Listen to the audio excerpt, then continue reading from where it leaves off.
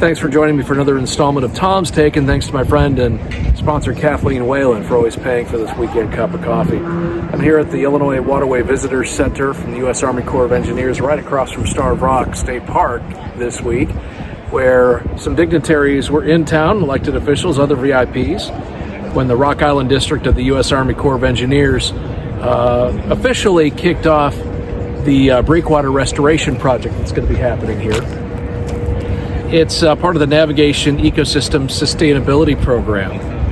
Excessive sedimentation on the river bottom, island erosion. There's a lot of underwater stuff here that you can't see, but a lot of it's eroding as well. And a dramatic loss of productive backwater and side channels and island area here in the river have prompted this to happen. It's all caused the river to lose aquatic plant communities, as well as critical spawning and overwintering areas for fish, diving ducks, other species as well. So the solution appears to be what's going to be about over a mile long wall of sorts in the water that's going to run along with the flow of the water. And it'll have the channel for vessel traffic on one side, and on the other side it's going to be protective breakwater for these areas to repopulate and grow, and for visitors to Starved Rock to do things like kayak in more comfortable water settings and just explore the natural environment altogether. So it all happened on Wednesday. You're going to see the remarks by the dignitaries right now. You know, in my line of work, you sometimes get involved in projects that are going to have a long-term impact. It's seldom that you live long enough to see them. You may start a piece of legislation, pass a bill, and wonder if it will ever do anything or ever be anything. Today is one of those days when an idea which was working its way through Congress 17 years ago becomes a reality here in Illinois. It's the Navigation Ecosystem Sustainability Project. The important word in there is ecosystem, because that really marked a departure from where we had been throughout the history of the United States. The Army Corps of Engineers has always done great work. We trust them with some of the most important projects, but they focused on building things that were important to us, but not on the ecosystem around those. In 2007, we wrote a bill and said, let's include the ecosystem.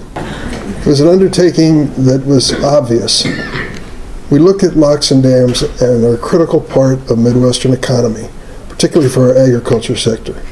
And they're a smart idea now that we're sensitive to things like greenhouse gas emissions, because if we can move goods by barge as opposed to truck, there are fewer greenhouse gas emissions and problems for the environment. So the notion of upgrading and modernizing our locks and dams has been obvious for decades. We're starting to move, thank goodness, in the right way. But when it came to the ecosystem, 2007 was the first time we just flat out acknowledged that that is part of any project dealing with the navigation system of the United States. And why would we come here today to Starved Rock to talk about this? Because 40% of the migratory waterfowl in the United States comes through the upper Mississippi and the Illinois River. This is a major stopping off place for species of birds all over North America. 25% of the North American fish species comes through this same watershed. This is a pretty important piece of real estate when it comes to the natural history and the resources of our area. So we decided in Washington that from now on we're going to talk about navigation, but we're always going to add ecosystem into it. Senator Duckworth joined me in finding some resources for the project that help with the project today. But we have 200 more sites just like it, mapped out and ready to go. We're doing our part, our generation is, to make sure that these waterfowl survive, and we must. The United Nations say that 25% of them are endangered of vanishing. We can't let that happen on our watch. We owe it to our kids, grandkids, and future generations to do the smart thing environmentally so that we can not only use these rivers for navigation purposes, but also use them for preserving the species that depend so much on them. I'm honored to be here today. Like I said, 17 years ago we passed the legislation, and I wondered if I'd ever see it. Well, it turns out I will.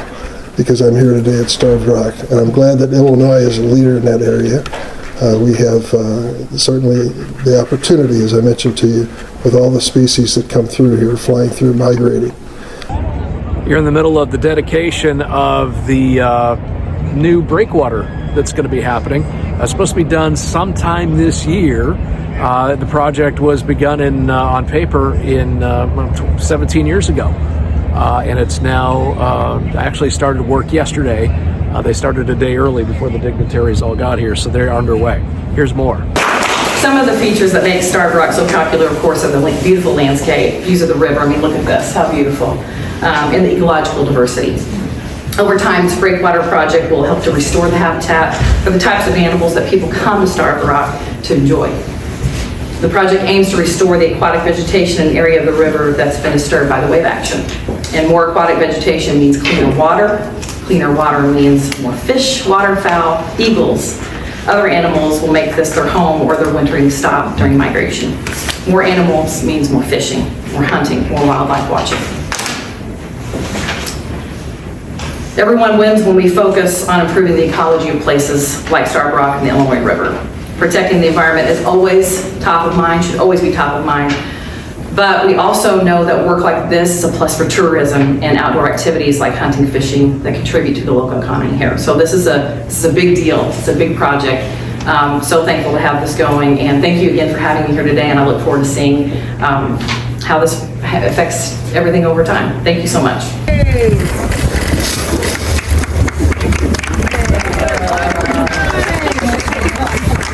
Seems like a set of responsible steps to be taken to try to preserve this area for millions more people to come each year. Thanks for watching this installment of Tom's Take. Thanks to my friend Kathleen Whalen of Whalen Financial in LaSalle for sponsoring as always. And I'll talk to you in the morning.